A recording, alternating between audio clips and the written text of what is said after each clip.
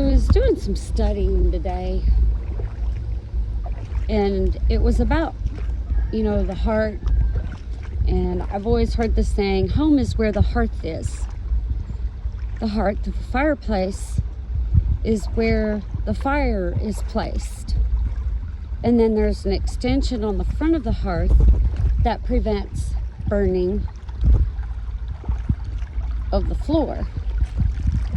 Well, you think,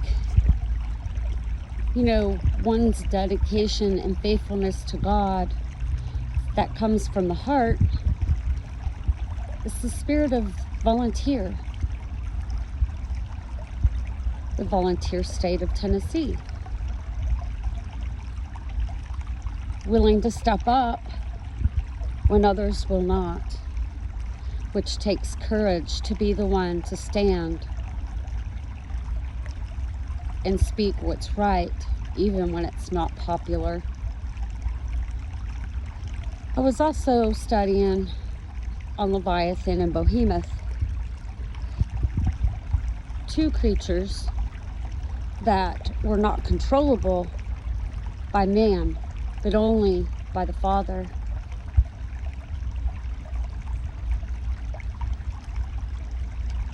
Two creatures that will never be controlled by anyone but the Father, or those who are anointed by Him. You see, we go through things, and just like Job, a lot of us complain and, this is wrong or that's wrong. And what we don't realize is all of creation has balances, being weighed in the balance. And those creatures can be used for judgment or refinement. Discernment is knowing which is which, when you need to turn or when you need to endure.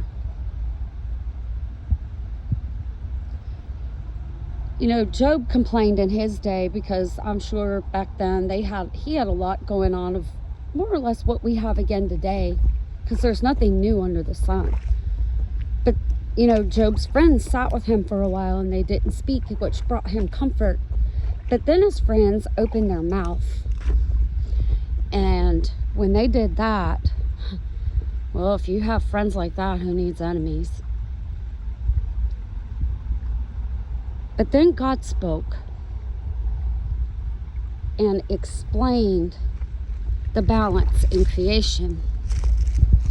And when Job realized the error of his way,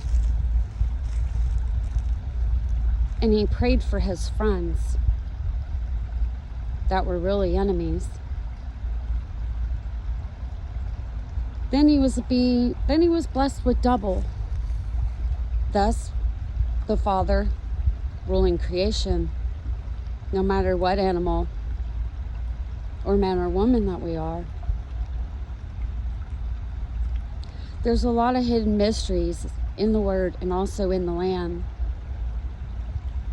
But if you don't look and you don't search and you don't work, you don't eat, whether spiritually or physically. Everybody they're trying to say, oh, you can't garden. You're going to take control of it. Well, good luck with that, because the Father says to endure. The Father says to plant. The Father says to reap. And what the Father ordains, no man, nothing in this of the world can go against that. You see, when God's people get in alignment and they pray for their enemies that do them wrong, because they have that volunteer heart, the blessing also comes for them. Now, does that mean they're able to still do what they always do? No. That's judgment from God. The humbling process. And let me tell you, eating humble pie is not easy to do. And when you have enemies that have really done you wrong, it's really hard to pray for them. But as time goes on, you realize God has a bigger picture, and it's time we make him sovereign over all of creation. Because in not doing so, it doesn't bring change. The gift of God is available for everyone. And the Father can set up his kingdom. Not that we have to try to do it. He does it himself. That can't be forced.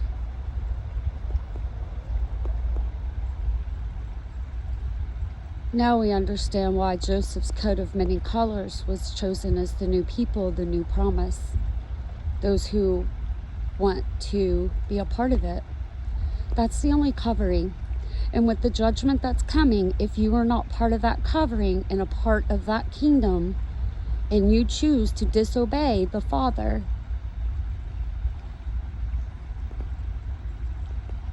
removal. The Father is willing none should perish. That's why we've been mourning. Some of us, our ways of saying it has not been the most eloquent, but Moses was an eloquent speaker either. And the way that the Bible is written about Moses is that, maybe he stuttered. He wasn't very good with words. So it was ordained for Aaron to be able to speak. Because he was a lot better at putting things like us in understanding to where it drew more people in with the light, like on the candlestick. And we're not to hide that light. Because the Father is willing none should perish. I think metaphorically, the Ark of Noah, the water, I'm really beginning, I know there's probably animals that were on there, physical animals like, the ones we care for today, the ones in the wild, but it's also a description of types of people. If you watch people, you can see how they act. I mean, they tell us without telling us, right? I mean, come on. Litter boxes in a school. They tell you without telling you. Those were certain peoples that God allowed to choose to be here today, those nations. God is sovereign. He's willing none should perish, literally. And when his people that he chooses and calls get in alignment with the Father, he will do the rest of the work. Let me tell you, when I've tried to force something, yeah, right, it never ends up well. But that's a hard lesson in School of Hard Knocks I've had to come to learn about. Because if I take control, it doesn't work. We have to learn by that refinement of going through that. And sooner or later, hopefully it's not something that takes our life, but once you learn that and understand, that's when God can do his best work. Because when you've walked that path, you're able to help the others that are on that path now.